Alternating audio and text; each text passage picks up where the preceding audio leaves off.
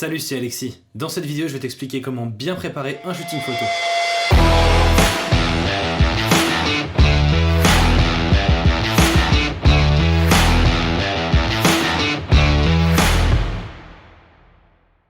Tu veux des petites astuces pour préparer un shooting photo? Voici mes quelques conseils. Mon premier conseil va être de bien préparer son shooting en amont. Tu dois savoir dans quel style faire ton shooting, dans quel lieu, dans quel état d'esprit, quel mood, quelle ambiance, et aussi éventuellement tu dois savoir quelle tenue ton modèle doit porter. Alors pour ça, dans un premier temps, ce que je fais personnellement, c'est demander au modèle quel style déjà de photo il aimerait avoir. Comme ça me donne une idée globale du shooting qu'on va faire, et ensuite en fait je vais... sur mon logiciel, je vais faire un mood board que je vais lui envoyer et en fait je vais regrouper pas mal de photos en rapport avec la demande du modèle mais aussi avec ce que moi j'ai envie de faire. Je vais chercher donc des photos qui seront dans le même état d'esprit et je vais en faire un petit mood board et je vais l'envoyer au modèle. Si ça plaît au modèle, je vais ensuite chercher seul ou avec le modèle si éventuellement il connaît des lieux, je vais en fait chercher du coup où est-ce qu'on va faire le shooting. Si c'est un lieu que je connais pas forcément très bien ou pas du tout, si j'ai un peu de temps et si j'ai l'occasion d'y aller, moi je vais essayer d'aller faire un petit repérage avant. Comme ça du coup je vais pouvoir vraiment voir comment est le lieu, voir déjà avoir une idée en fait des poses que je vais pouvoir faire, utiliser le décor en fait. Et ça peut aussi me donner une idée de choses à ramener éventuellement au niveau du matériel, que ce soit les objectifs, les éclairages ou des petits accessoires en plus éventuellement.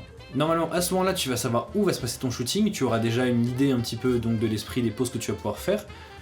Tu vas aussi savoir quel matériel amener, tu vas savoir dans quelle ambiance tu vas faire ton shooting et tu vas aussi pouvoir voir avec le ou la modèle une idée de tenue ou au moins une idée générale de la tenue.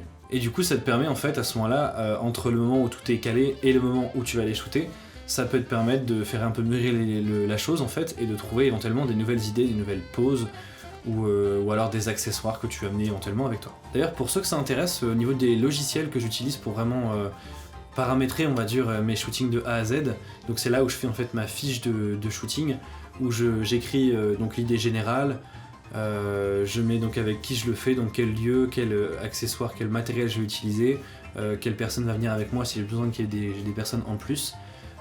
Et du coup le moodboard que je fais également, tout ça je fais sur le logiciel Notion. Si jamais ça vous intéresse, je peux éventuellement faire une petite vidéo dédiée, n'hésitez pas à me le dire également en commentaire. Mon deuxième conseil ça va être le nettoyage de ton matériel. Avant un shooting il est vraiment très important de nettoyer au moins tous tes objectifs et éventuellement si besoin ton appareil.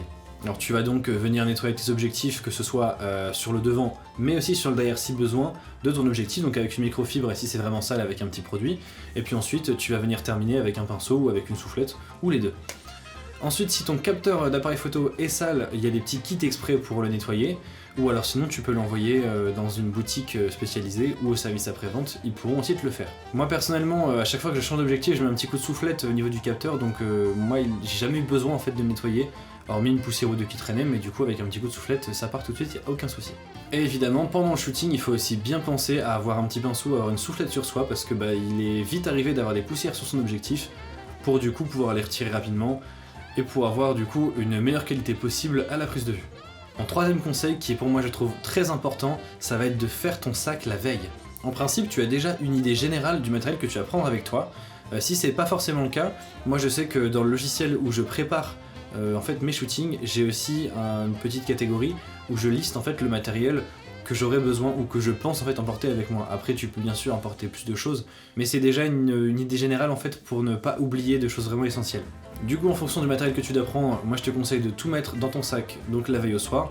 Bien sûr avant tu penses bien à retirer les batteries, les mettre à charger, tu penses bien aussi à vider ta carte SD et à la remettre tout de suite dans ton appareil, comme ça tu laisses la nuit passer pour charger tes batteries, et le lendemain matin tu n'as plus qu'à récupérer tes batteries et à les mettre dans ton sac ou dans ton appareil, et t'as tout, t'as plus qu'à partir. Bien entendu, si tu pars aussi sur un shooting vidéo ou un shooting photo où tu vas filmer un petit peu, n'oublie pas si tu as des micros avec des batteries ou des piles de bien les recharger également.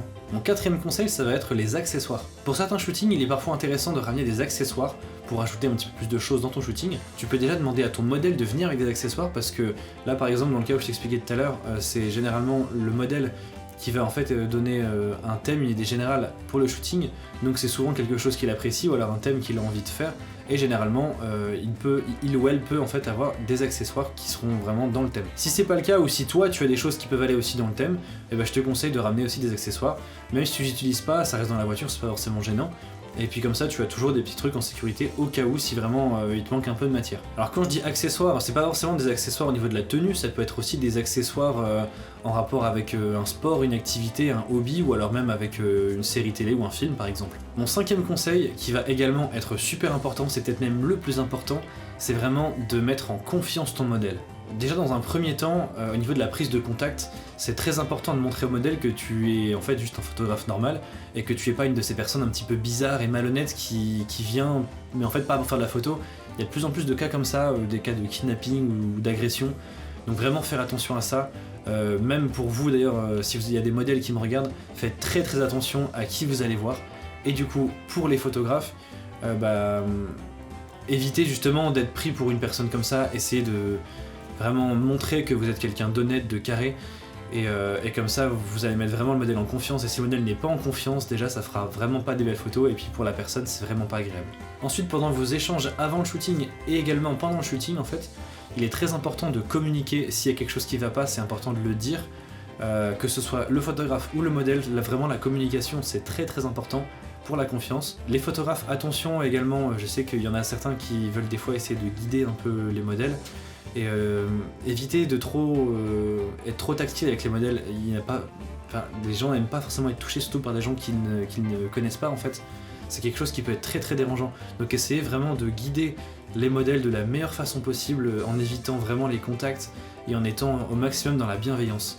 Autre chose aussi pour mettre vraiment en confiance le modèle, ça va être de régulièrement montrer les images. Parce qu'un modèle, quand il fait des poses, il se voit pas forcément. Alors que quand tu lui montres le résultat tout de suite, c'est pas le résultat fini, mais quand tu les montres déjà la prise de vue que tu viens de prendre, généralement ils vont se dire ah ouais c'est cool machin, et ils vont être un peu plus détendus.